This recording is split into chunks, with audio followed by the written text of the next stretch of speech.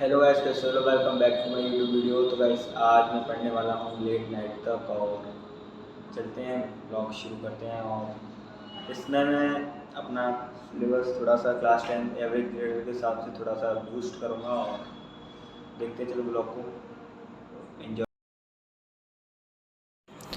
तो गाइस सबसे पहले मैंने अपने हिंदी के नोट्सों को हाईलाइट किया जो कि मैंने आज दोपहर में पढ़े थे, और उसके बारे में ये सारा रिकॉल किया। उसके बाद मैंने हिंदी का काम करने के बाद मैंने कुछ अपने पुराने वाले टॉपिक्स को भी रिकॉल किया हिंदी ग्रामर के। बहुतों को लगता है कि क्लास 10th में टॉप कैसे करें, तो मैं भी एक क्लास 10th का एवरेज ग्रेडर होने के हिसाब से मेरा ये मानना है कि अगर हम कंसिस्टेंसी के साथ पढ़ते रहेंगे और ऐसे ही मेहनत करते रहेंगे तो क्या है, हमारे अंदर ये डिसिप्लिन बनेगा, और जिससे हम अपने बोर्ड्स में सही से मार्क्स स्कोर कर सकते हैं। तो सबसे पहला हमने अपना ये सारा रिकॉल कर सोशल साइंस के नोट्स उठा लिए, और उसके बारे में जितने भी मैंने चैप्टर पढ़े थे उन सारे चैप्टरों को रिकॉल कर लिया। आप भी अगर टोटल सारे चैप्टर पढ़कर रिवाइज नहीं करोगे तो आपका वो पढ़ना व्यर्थ हो जाएगा, क्योंकि रिवीज़न करना एक बहुत अच्छी चीज़ है जो कि तुम्हारे लिए तुम्हारे जो सब्जेक्ट के चैप्टर्स हैं उनको आसान बना देता है। अब उसके बाद मैंने सोशल साइंस के बाद अपनी मैथ की कुछ किताबों के साथ, जो मेरी फेवरेट किताब है आर डी शर्मा, उसके साथ मैंने अपनी पूरी स्टडी फोकस के साथ करना चालू कर दी। तो मैंने सबसे पहले जो हमारा चैप्टर 3 है वो मैंने रिवाइज़ किया, और उसके बाद मैंने जो ट्रिग्नोमेट्री है जो कि सबको सबसे कठिन लगती है क्लास 10th में, पर मुझको वो मेरे हिसाब से आसान है, क्योंकि तुम अगर किसी भी सब्जेक्ट को सही से समझोगे और पढ़ोगे तो तुमको सब सब्जेक्ट आसान लगने लगेगा।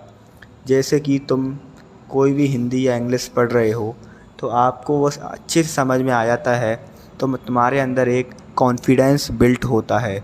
जो कॉन्फिडेंस तुम्हारे अंदर होता है वो ही तुम अपने पेपर में लिख कर आते हो। मतलब जितना अच्छा तुम्हारे अंदर जो कॉन्फिडेंस रहेगा उसी हिसाब से तुम अपना पेपर करके आओगे। तो मैंने ये सारे मैथ्स के जो सवाल हैं, जो कि मैथ्स मेरा फेवरेट सब्जेक्ट है, इसलिए मैंने मैथ्स के ज़्यादातर सवालों को कर लिया है। और फिर उसके बाद मैंने मैथ्स के बाद कुछ और भी चैप्टरों को पढ़ने की कोशिश की जो कि मुझको नहीं आ रहे थे। तो मैं सोच रहा हूँ मैं अपना हाफ़ सिलेबस तो कवर कर ही लिया है मैंने, पर उसमें हाफ़ सिलेबस के साथ साथ मैं उनको रिवाइज़ करता चलूँ, जिससे वह मेरी लॉन्ग टर्म मेमोरी में सेव होते रहें। बहुत से लोग इसके लिए चिंतित हैं कि उनका टाइम मैनेजमेंट कैसे होगा। बहुत से लोग ये सोचते हैं कि स्कूल जाना टाइम की बर्बादी है। तो मेरा मानना ये है कि स्कूल जाने से लिए हम तो उसको फ़ीस दे रहे हैं स्कूल वालों को, तो हमको वहाँ पर जाना चाहिए। और वहाँ पर अगर आपने पहले ही कोचिंग में या घर पर ऑनलाइन बैच से कोई चैप्टर पढ़ लिया है तो उसको वहाँ पर जाकर बस आपको रिवाइज़ करना है। जो भी चैप्टर आपको पढ़ा रहा है टीचर, उसको रिवाइज़ कर लो बस वहाँ पर जाकर।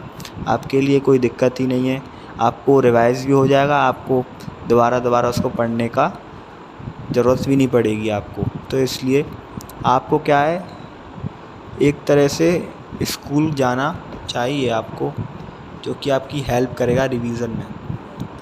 जो आपको बार बार उन कंसेप्ट्स को पढ़ाएंगे। स्कूल टीचर में पढ़ लिया आपने, कोचिंग में पढ़ लिया, ऑनलाइन पढ़ लिया, एक बार सेल्फ पढ़ लिया, तो आप समझ सकते हो कि आपका वो चैप्टर कितना बेहतरीन हो जाएगा। तो इसी के साथ इस वीडियो को करते हैं ख़त्म, व्लॉग करते हैं एंड गाइस।